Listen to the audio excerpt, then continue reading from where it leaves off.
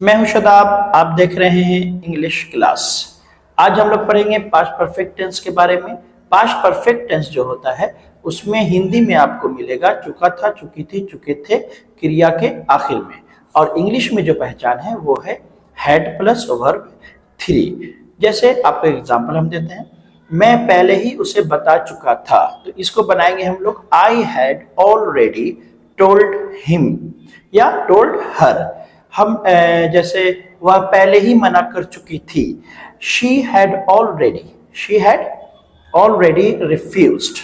Okay, तो इस तरीके का सेंटेंस आपको सिंपल में मिलेगा। अब आपको पढ़ना है पास्ट परफेक्ट का थोड़ा हार्ड वाला।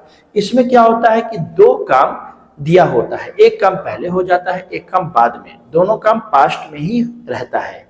तो दोनों काम में से जो काम पहले हुआ है उसे बनाना पड़ता है पास्ट परफेक्ट में, और जो काम बाद में हुआ है उसे बनाना पड़ता है पास्ट इंडेफिनिट में। पास्ट परफेक्ट का जो स्ट्रक्चर होता है वो होता है subject plus had plus verb three, और पास्ट इंडेफिनिट का जो स्ट्रक्चर होगा वो होगा subject plus verb two. Okay, तो चलिए बोर्ड पर देखिए। तो पहला नंबर है, मेरे पहुंचने से पहले वह शादी कर चुकी थी। ठीक है, तो इसमें दो काम हुआ है, एक काम हुआ है कि वो शादी कर चुकी थी, दूसरा काम मेरा पहुंचना। ठीक है, तो जो काम पहले हुआ उसे रखेंगे पास्ट परफेक्ट में। ठीक है, तो यहां पर हम लिख चुके हैं कि जो काम पहले हुआ उसे पास्ट परफेक्ट में बनाएंगे, यानी कि subject plus had plus verb three. Alright, और बाद वाला काम पास्ट इंडेफिनिट में बनेगा, यानी सब्जेक्ट प्लस वर्ब टू। तो चलिए इसे बनाते हैं। पहले इसमें क्या हुआ है, शादी वो कर चुकी थी, तो बनेगा शी हैड मैरिड। मेरे पहुंचने से पहले, पहले का इंग्लिश लगाएंगे बिफोर आई रिच्ड। मेरे पहुंचने का अंग्रेजी हो जाएगा आई रिच्ड। तो मेरे साथ बोलिए, she had married before I reached. CH में जब ED लगता है तो उच्चारण निकलता है टा, तो आप पढ़ेंगे रिच्ड। रिच्ड मत बोलिएगा, गलत हो जाएगा, ये आधा चा और फिर टा, रिच्ड। रोगी के आने से पहले डॉक्टर मर चुका था। The doctor had died before the patient केम। तो आप बोलिएगा कि नहीं, इस तरीके का होता है कि डॉक्टर के आने से पहले रोगी मर चुका था, वैसे भी बना लीजिएगा, लेकिन डॉक्टर भी इंसान है, वो भी मर सकता है।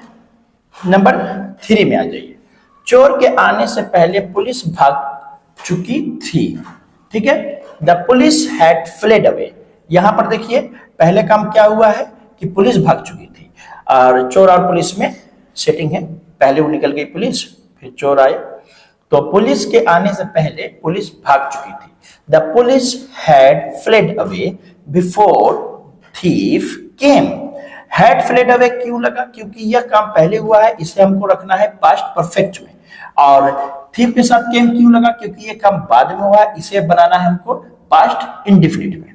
ठीक है, एक और आखिरी ले लेते हैं, नंबर 4। बारात पहुंचने से पहले दुल्हन भाग चुकी थी। ठीक है, दुल्हन का इंग्लिश होगा bride. The bride had fled away. बोलिए, दुल्हन भाग चुकी थी। The bride had fled away before the procession. Procession मिस होता है बारात, पहुंचना का इंग्लिश हो जाएगा रिच्ड। चलिए, the bride had fled away before the procession reached. ठीक है, तो एक बात बता दें कि ब्राइड मिस तो होता है दुल्हन, और ग्रूम मिस होता है दूल्हा। ये वर्ड नोट कर लीजिए, लेकिन ध्यान रखिएगा ग्रूम की जगह पर बी मत लगा दीजिएगा, क्योंकि ब्रूम का मतलब होता है झाड़ू। ग्रूम मिस दूल्हा, ब्रूम मिस झाड़ू है। तो चलिए, बारात पहुंचने से पहले दुल्हन भाग चुकी थी। The bride had fled away before the procession reached. Okay, चलिए दो एग्जाम्पल आपको हम देते हैं, और उसे आप बनाइएगा, कॉपी कलम ले लीजिए और लिख लीजिए उसको। तो पहला नंबर पर है, मेरे स्कूल पहुंचने से पहले घंटी बज चुकी थी या घंटी लग चुकी थी। चलिए नंबर 2 ले लीजिए। उसके प्रपोज करने से पहले पूजा शादी कर चुकी थी। उसके प्रपोज करने से पहले पूजा शादी कर चुकी थी। तो चलिए ये था, इसको अपने से बना लीजिएगा और कमेंट में इसका आंसर भेजिएगा। तो आज के लिए इतना ही, थैंक यू।